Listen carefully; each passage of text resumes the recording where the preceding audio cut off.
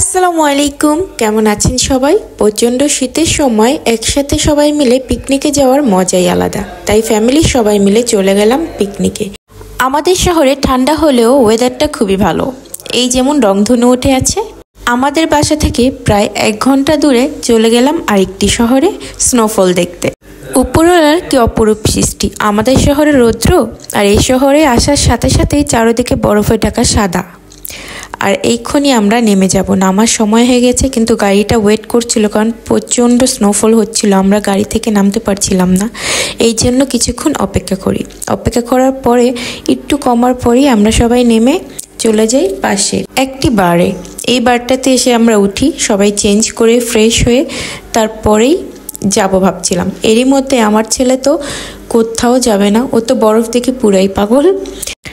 না কারো দিকে তাকায়, না কারো কথা শোনে, শুধুই দৌড়াচ্ছিল। বরফ দেখে কী রেখে কী করবে কোনো দিশেই পাচ্ছিল না। আর ওর বাবাও তার পিছনে পিছনে দৌড়াচ্ছে, কারণ যদি পড়ে যায় ছেলেকে দেখতে তো হবে। আমরা প্রায় 4 ঘন্টার মতো ছিলাম ওইখানে।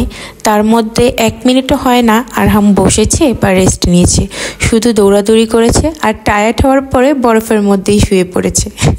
তারপরে চিন্তা করি সবাই মিলে একটা স্নোম্যান বানাই। প্রথমে আমি অনেক চেষ্টা করেও বানাতে পারছিলাম না, তারপর দিই আমার হাজব্যান্ডকে, ও অনেকক্ষণ চেষ্টা করে মোটামুটি একটা স্নোম্যান বানায়।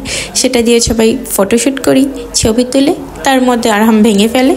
আর এখানে আরহাম আর আজমাইন খেলা করছিল, স্নোম্যান ভেঙে ওই বরফ দিয়ে ওরা দুষ্টামি করছিল। সবাই মিলে অনেক আনন্দ করি।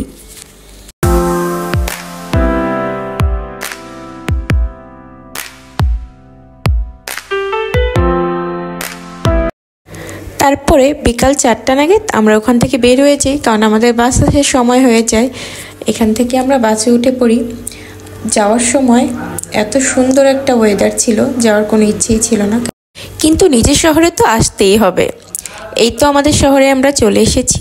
সবাই ভালো থাকবেন, দোয়া করবেন। আসসালামু আলাইকুম, আল্লাহ হাফিজ।